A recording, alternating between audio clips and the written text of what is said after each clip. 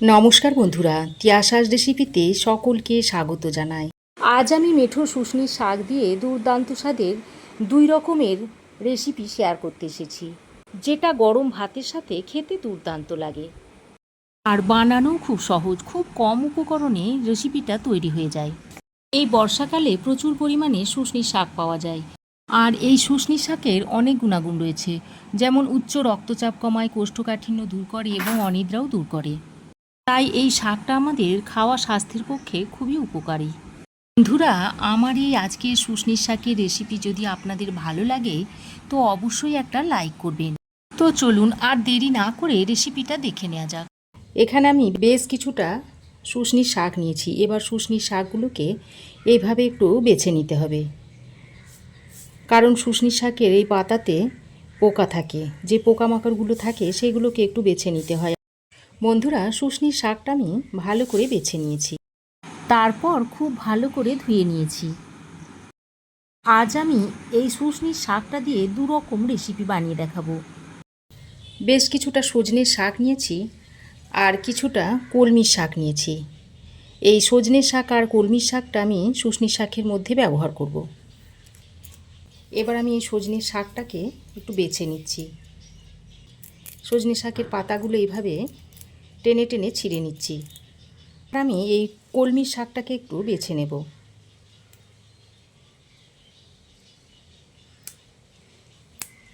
যে মোটা পাকা পাতাগুলো আছে সেগুলোকে ফেলে দিচ্ছি।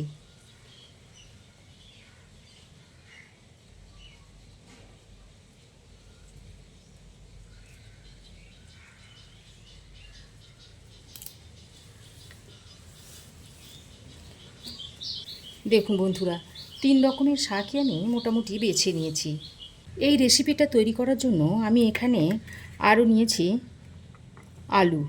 আলুটা কীরকম সরু সরু আর লম্বা লম্বা করে কেটে নিয়েছি পেঁয়াজ, আর নিয়েছি একটা বেগুনকে এরকম সরু সরু আর লম্বা লম্বা করে ফালি করে নিয়েছি। আর ভর্তার জন্য একটা পেঁয়াজকে এরকম সরু সরু করে কেটে নিয়েছি। প্রথমেই আমি শুশনি শাকের ভর্তাটা বানানোর জন্য শাকটাকে সেদ্ধ করে নেব। তার জন্য একটা কড়াইয়ের মধ্যে দিয়ে দিচ্ছি পরিমাণ মতো জল।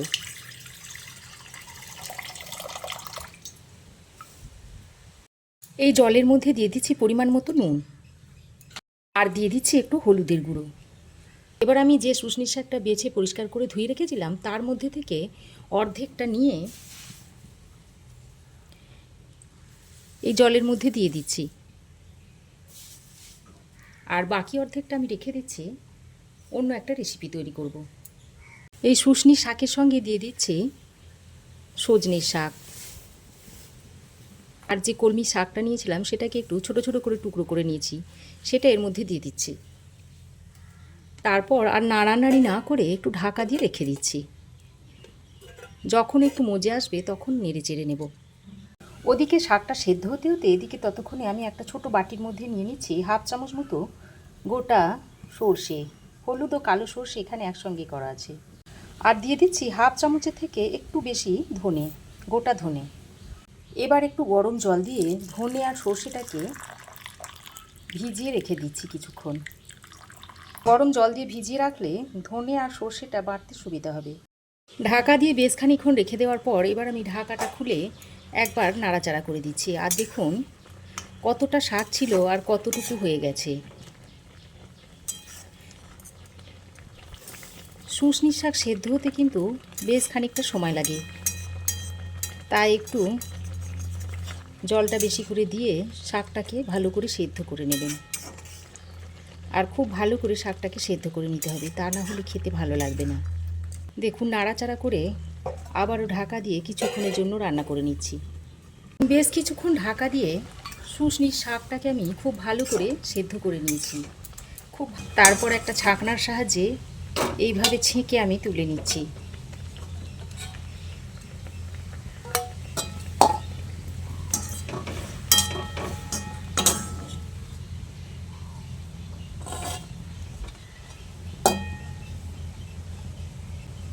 সব শাকটাকে ছেঁকে তুলে নেওয়া হয়ে গেলে তারপর কড়াইটাকে আবারও ভালো করে ধুয়ে পরিষ্কার করে নিয়ে গ্যাসে বসিয়ে দিয়েছি।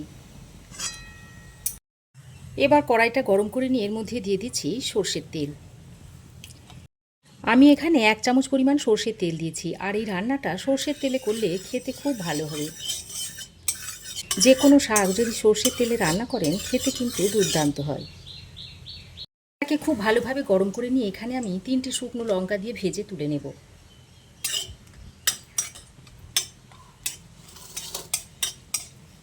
শুকনো লঙ্কা 3টে ভালোভাবে ভাজা হয়ে গেছে। এবার এটাকে আমি একটা থালাতে তুলে নিচ্ছি।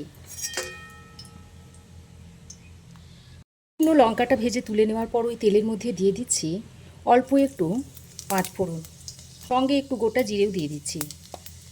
এবার কিছু রসুন কুচিয়ে নিচ্ছি, সেগুলো দিয়ে দিচ্ছি। শাকে রসুন দিলে এর স্বাদটা খুব ভালো হয়। রসুন কুচিটা দিয়ে একটু বাদামি করে ভেজে নিচ্ছি।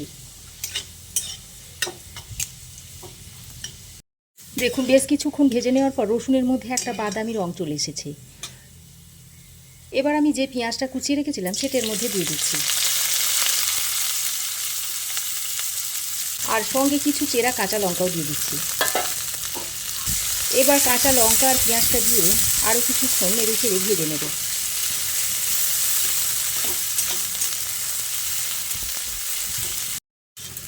পেঁয়াজটা একটু হালকা করে ভেজে নিয়েছি। এবার এর মধ্যে কেটে রাখা আলু আর বেগুনটা দিয়ে দিচ্ছি। এবার আলু ও বেগুনটা দিয়ে আরও কিছুক্ষণ পেঁয়াজের সঙ্গে নেড়ে চেড়ে মিশিয়ে নিতে হবে।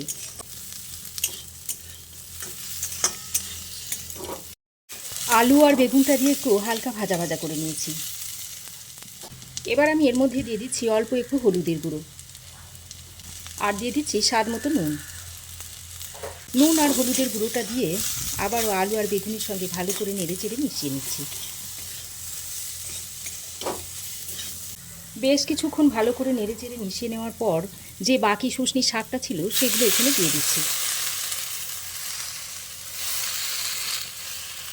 তারপর গ্যাসের ফ্লেমটাকে অল্প একটু কমিয়ে দিয়ে আবারও ঢাকা দিয়ে কিছুক্ষণ রান্না করে নিচ্ছি। বেশ কিছুক্ষণ ঢাকা দিয়ে রান্না করে নেওয়ার পর ঢাকাটা খুলে একবার নেড়ে চেড়ে নিচ্ছি।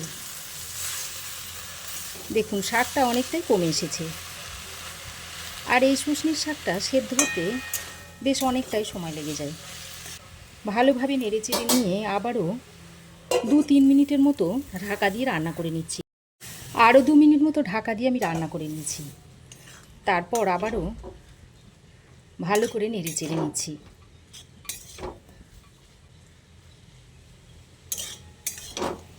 দেখুন আলু মোটামুটি প্রায় সেদ্ধ হয়ে এসেছে। এই শাকটা যেহেতু সেদ্ধ হতে অনেক সময় লাগে, তাই আমি এখানে কিছুটা পরিমাণ জল দিয়ে দেব।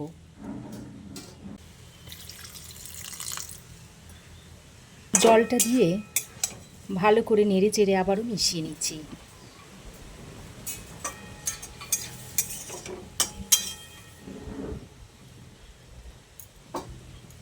তারপর আবারও ঢাকা দিয়ে শাকটা সেদ্ধ হয়ে আসা পর্যন্ত রান্না করে নিতে হবে।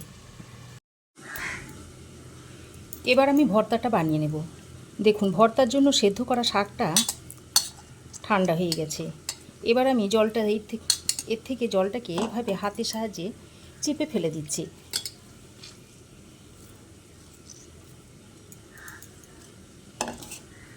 তারপর একটা থালার মধ্যে নিয়ে নিচ্ছি।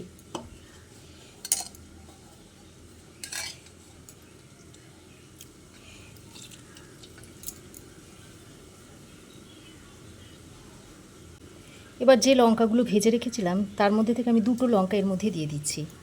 খুব বেশি দেব না, ঝাল হয়ে যাবে। দিয়ে দিচ্ছি পরিমাণ মতো নুন। নুনটা দিয়ে শুকনো লঙ্কাটাকে ভালো করে মেখে নিচ্ছি। এবার এর মধ্যে কুচিয়ে রাখা পেঁয়াজটা দিয়ে দিচ্ছি। পেঁয়াজটা দিয়ে নুন লঙ্কার সঙ্গে আরও একবার ভালো করে মিশিয়ে নিচ্ছি। পেঁয়াজটাকে হাতের সাহায্যে খুব ভালোভাবে চেপে চেপে একটু নরম করে নিতে হবে, তাহলে খেতে ভালো লাগবে ভর্তাটা। পেঁয়াজ লঙ্কাটা ভালোভাবে মাখা হয়ে গেছে। এবার শাকের সঙ্গে পেঁয়াজ আর লঙ্কাটাকে আবারও একবার ভালো করে মিশিয়ে নিচ্ছি। বন্ধুরা এইভাবে শুশনি শাকের ভর্তা একবার বানিয়ে খেয়ে দেখবেন, খেতে অসম্ভব টেস্টি হয়। একবার বানিয়ে খেলে বারবার বানিয়ে খেতে চাইবেন। এতটাই টেস্টি হয়। এবার কিছুটা সর্ষের তেল এর মধ্যে দিয়ে দিচ্ছি। সর্ষের তেলটা দিয়েও শাকের সঙ্গে ভালো করে মাখিয়ে নিচ্ছি।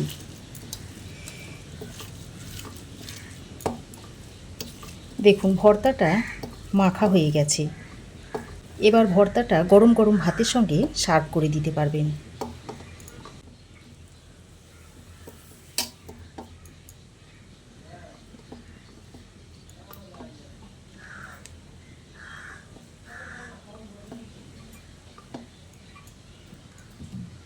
এবার আমি এর উপর দিয়ে আরও 1 চামচ সর্ষের তেল ছড়িয়ে তারপরে সার্ভ করে দেব।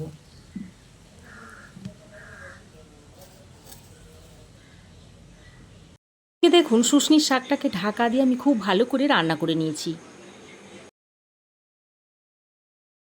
আর শাকটাও দেখুন সেদ্ধ হয়ে গেছে।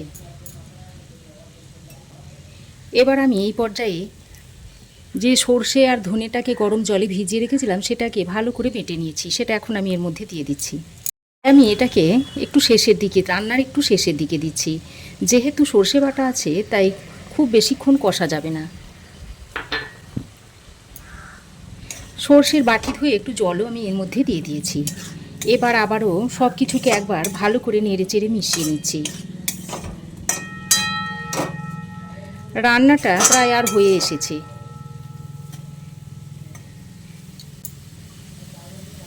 ভালো করে নেড়ে চেড়ে নিয়ে আবারও ঢাকা দিয়ে 2-3 মিনিট মতো রান্না করে নেব।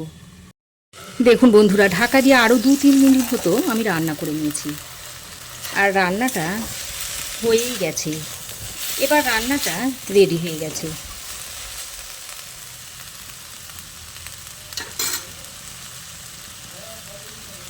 সব শেষে আমি এর মধ্যে ভাজা জিরের গুঁড়ো ছড়িয়ে দিচ্ছি। আর দিয়ে দিচ্ছি অল্প একটু কাঁচা সর্ষের তেল। তারপর আবারও একবার ভালো করে নেড়ে চেড়ে মিশিয়ে নিলেই শাকটা পরিবেশন করার জন্য একেবারেই রেডি হয়ে যাবে। বন্ধুরা, এইভাবে আপনারা তৈরি করে খেয়ে দেখুন, আশা করছি আপনাদেরও ভালো লাগবে। তো দেখুন, এবার আমি শাকটাকে একটা প্লেটের মধ্যে তুলে নিচ্ছি। দেখুন কি দুর্দান্ত দেখতে হয়েছে, আর খেতে তো অসাধারণ লাগে। আপনারাও একবার এভাবে বানিয়ে দেখবেন। একই সঙ্গে আমি শুশনির শাকের ভর্তা আর আলু বেগুন দিয়ে শুশনির শাক ভাজা সার্ভ করে দিয়েছি। এবার আপনারা এটা গরম গরম ভাতের সঙ্গে পরিবেশন করতে পারেন। তো বন্ধুরা, রেসিপি কেমন লাগলো অবশ্যই একটা কমেন্ট করে জানাবেন। ভালো লাগলে একটা লাইক ও শেয়ার করবেন। পাশে থাকা বেল আইকনটা অবশ্যই প্রেস করবেন। আর আমার চ্যানেলে নতুন বন্ধু হয়ে থাকলে প্লিজ চ্যানেলটা সাবস্ক্রাইব করার অনুরোধ রইল। আজ এ পর্যন্তই। আবার দেখা হবে নতুন কোনো রেসিপি নিয়ে নেক্সট এপিসোডে। সে পর্যন্ত ভালো থাকবেন, সুস্থ থাকবেন। ধন্যবাদ।